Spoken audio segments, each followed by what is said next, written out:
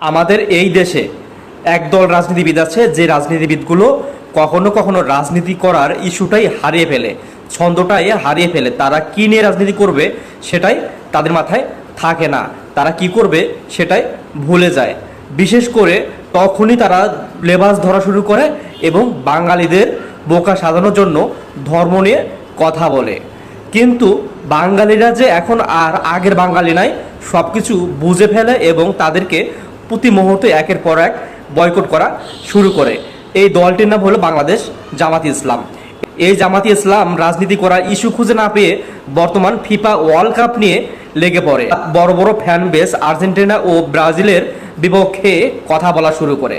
তারা বলে যে আর্জেন্টিনা ও ব্রাজিল হলো ইসরায়েলের সমর্থক দল, তারা মুসলিমদের কখনো সমর্থন করে না।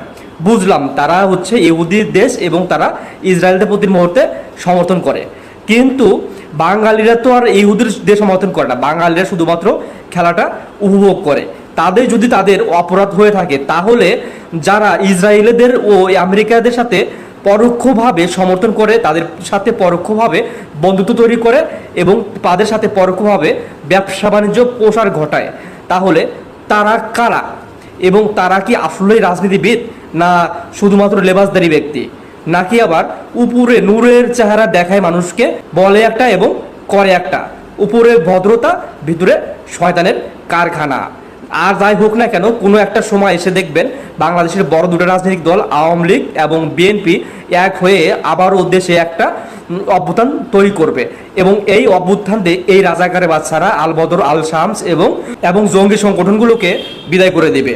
দেখবেন যারা ধর্ম নিয়ে ব্যবসা করে তাদেরকে আর বাংলাদেশে রাজনীতি করতে দেবে না এবং বাংলা জনগণ প্রতি মুহূর্তে এদেরকে প্রত্যাখ্যান করতে থাকবে। এবার আপনারাই বিশ্লেষণ করেন, যারা সত্যিকারের দেশপ্রেমিক এবং সত্যিকারের মুসলিম তারা কখনো ভারতের অগ্রাসনের পক্ষে ছিল না, তারা সবসময় ভারতের অগ্রাসনের বিপক্ষে ছিল এবং পাকিস্তানিদের বিপক্ষেও ছিল, যেখানে 30 লক্ষ শহীদদের বিনিময়ে ও 20,000 মা বোনদের সশ্রমের বিনিময়ে বাংলাদেশকে আমরা পেয়েছি। দেশ মানে হলো আমাদের মা, এই দেশকে আমরা অন্যর কাছে বিক্রি করে দিতে পারি না। যেখানে আমাদের মা বোনদের ইজ্জত, যেখানে আমাদের বাপ চাচাদের জীবনের বিনিময়ে দেশকে পেয়েছি, তারা কখনো আমাদের বন্ধু হতে পারে না এবং তাদেরকে কখনো আমরা বন্ধু করে নেবও না। আবার ইতিহাস থেকে জনম জনম পর্যন্ত একটা জিনিস আমরা বাঙালি হিসেবে দেখে আসছি, এই বাঙালিরা কখনো ইসরায়েলিদের, আমেরিকাদের এবং খ্রিস্টানদের কখনো সাপোর্ট করেনি, যেটা সাপোর্ট করছে বাংলাদেশ জামাতি ইসলাম। জামাত ইসলাম প্রতি মুহূর্তে বলছে আমেরিকা বাংলাদেশের সবচেয়ে পরম বন্ধু।